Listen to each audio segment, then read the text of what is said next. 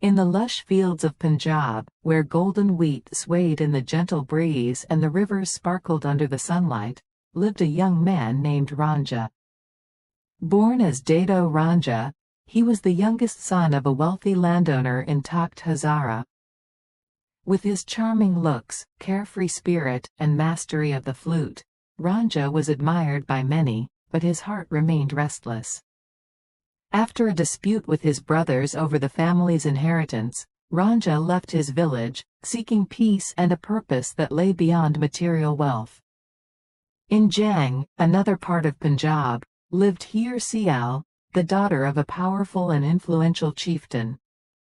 Heer was known far and wide not only for her exceptional beauty but also for her strong-willed and independent nature. Her beauty was the stuff of legends, with eyes like deep pools of water and a grace that left everyone enchanted. However, Heer's life, bound by the strictures of tradition and familial expectations, often left her feeling trapped. One fateful day, Ranjha, tired from his travels and enchanted by the beauty of the Punjab landscape, arrived in Jang. There, he found work as a caretaker for Heer's cattle, playing his flute in the fields. The melody of his flute soon caught Heer's attention, and when their eyes met for the first time, the spark of an undying love was ignited. Heer and Ranjha's love story began, destined to become one of the most celebrated romances in history. Ranjha's days as a caretaker were peaceful. Every morning, he would take Heer's cattle to graze in the fields, where he would sit beneath a tree and play his flute. The hauntingly beautiful tunes echoed across the fields, touching Heer's heart. Intrigued, Heer would often visit the fields, pretending to check on the cattle but secretly longing to hear Ranjha's music. Over time, Heer and Ranjha began to meet in secret.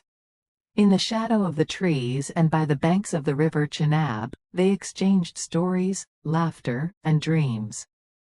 Their love grew deeper, built on mutual respect, shared moments, and the understanding of each other's souls.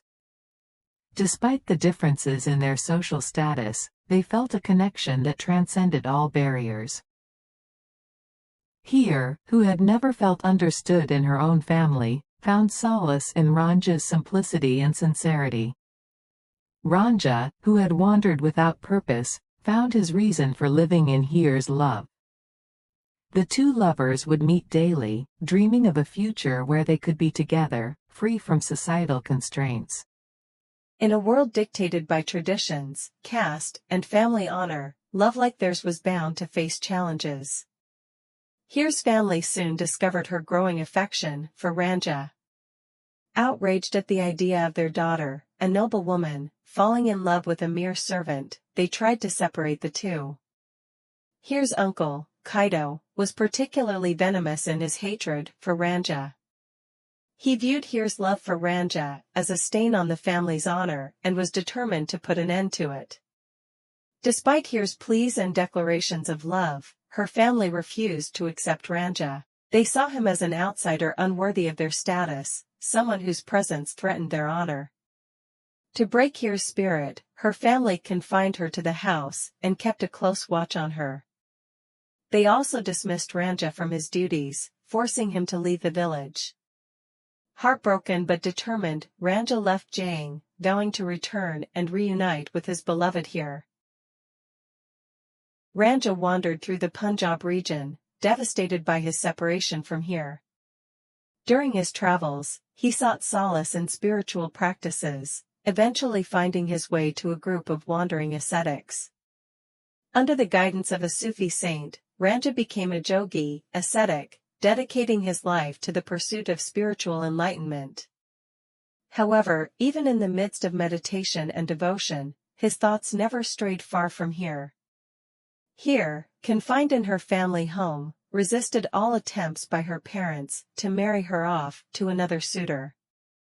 Her refusal to comply only fueled her family's anger. Meanwhile, Ranjha, disguised as a jogi, returned to Jang in search of Heer. When he finally found her, the lovers reunited in a secret, tearful embrace. Their love was stronger than ever, despite the time and distance that had separated them. In their brief moments together, they planned their escape. They dreamed of running away to a distant land where they could live freely, without the constraints of societal expectations. But fate had other plans. Heer's family, realizing that her determination would not waver, resorted to drastic measures. They arranged her marriage to another man from a wealthy family, despite her vehement protests. Heer was forced to marry against her will, and the wedding was carried out with great pomp and ceremony. On the day of the wedding, Heer was a picture of silent despair. She had always imagined her life with Ranjha, but now she found herself bound to someone she did not love. Her heart ached with the weight of betrayal, and she felt as though her soul had been torn from her body. Ranjha, devastated by the news of Heer's marriage, felt a deep sense of helplessness. He knew that he could not openly challenge Heer's family without putting her life in danger. Despite his sorrow, he resolved to rescue Heer from her unwanted marriage and bring her back into his life. Late one night, with the help of a few sympathetic friends, Ranjha managed to reach Heer.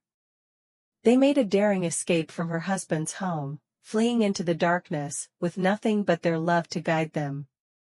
For a brief moment, they tasted freedom, running hand in hand toward a future they had always dreamed of.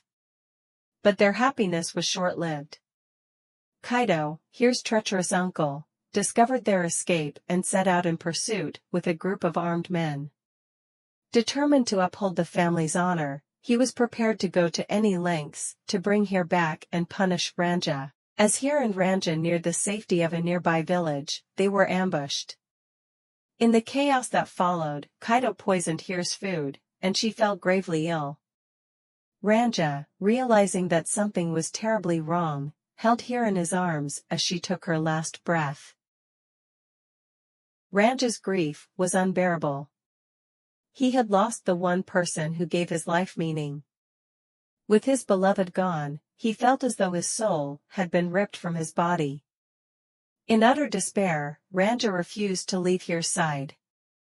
He lay beside her lifeless body, unable to accept that their love story had come to such a tragic end.